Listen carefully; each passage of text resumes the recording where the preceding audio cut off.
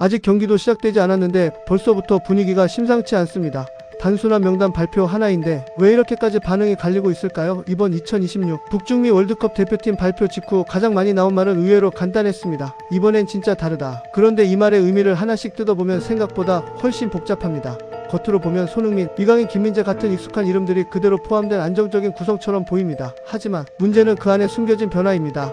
특히 손흥민의 네 번째 월드컵 도전, 이건 단순한 기록 이상의 의미를 가집니다. 과거에는 해결사 역할이 중심이었다면 이번에는 팀 전체를 끌고 가야 하는 리더 역할이 훨씬 더 강조되고 있습니다. 실제 경기에서도 손흥민은 단순한 득점원이 아니라 경기 템포를 조절하고 동료들을 살리는 플레이 비중이 크게 늘었습니다. 그런데 여기서 중요한 건 이 변화가 긍정적인 신호이면서 동시에 위험 요소가 될 수 있다는 점입니다. 체력 부담과 집중 견제가 동시에 늘어나기 때문입니다. 특히 월드컵 같은 단기 토너먼트에서는 단 한 경기 컨디션이 전체 흐름을 바꿀 수 있기 때문에 이 부분이 가장 큰 변수로 꼽히고 있습니다. 그런데 여기서 끝이 아닙니다. 이번 명단이 더 주목받는 이유는 따로 있습니다.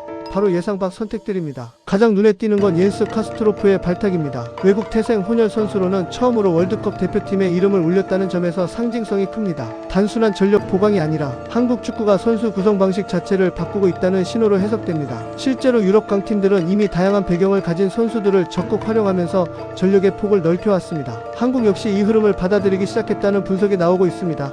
하지만 동시에 우려도 존재합니다. 팀워크와 소통 문제입니다. 짧은 기간 안에 조직력을 맞춰야 하는 월드컵 특성상 작은 호흡 차이도 경기 결과에 큰 영향을 줄 수 있기 때문입니다. 그리고 또 하나의 변수, 이기혁의 깜짝 발탁입니다. 어매치 경험이 거의 없는 선수를 월드컵에 데려간다는 건 분명히 파격적인 선택입니다. 일부에서는 과감한 도전이라는 평가가 나오지만 다른 한편에서는 검증되지 않은 카드라는 점에서 위험하다는 시선도 존재합니다. 실제로 과거 대표팀에서도 비슷한 선택이 있었지만 결과는 극단적으로 갈렸습니다. 성공하면 분위기를 바꾸는 결정적인 카드가 되었지만 실패하면 전체 전력을 흔드는 요소로 작용했습니다. 이런 사례들이 있기 때문에 이번 선택 역시 기대와 불안이 동시에 커지고 있습니다. 전문가들도 이 부분을 가장 중요한 변수로 보고 있습니다. 기본 전력은 유지하면서도 일부 포지션에서 실험적인 카드를 넣은 구조라는 분석입니다. 즉, 안정과 변화 사이에서 절묘한 균형을 잡으려는 시도라는 겁니다.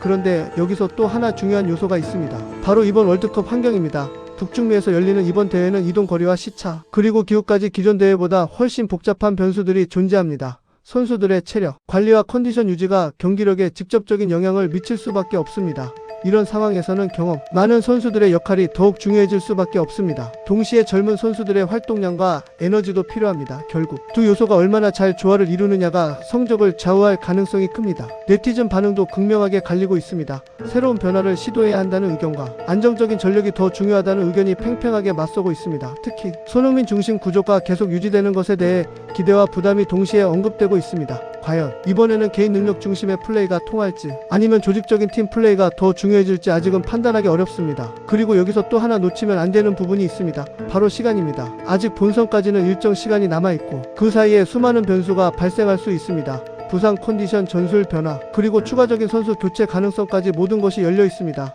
지금 발표된 명단이 끝이 아니라는 의미입니다. 실제로 과거 월드컵에서도 막판 변화가 결과를 바꾼 사례는 많았습니다. 그래서 이번 대표팀 역시 현재 모습 그대로 평가하기에는 아직 이르다는 의견이 많습니다. 여기서 더 주목해야 할 포인트가 있습니다. 바로 팀 내부 경쟁 구도입니다.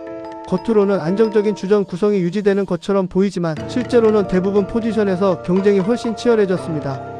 이는 단순히 선수층이 두꺼워졌다는 의미가 아니라 경기마다 다른 전략을 사용할 수 있는 선택지가 늘어났다는 뜻입니다. 특히 공격진에서는 손흥민, 이강인을 중심으로 다양한 전술 조합이 가능해졌고 중원과 수비에서도 유럽파와 국내파의 조합 변화가 기대되고 있습니다. 이런 유연성은 토너먼트 대회에서 매우 중요한 요소로 작용합니다. 하지만 동시에 선수들 간 역할 충돌이나 밸런스 붕괴 위험도 존재합니다. 결국 감독의 전술 운영 능력이 그 어느 때보다 중요해졌다는 의미입니다. 그리고 팬들이 가장 궁금해하는 질문은 여전히 같습니다.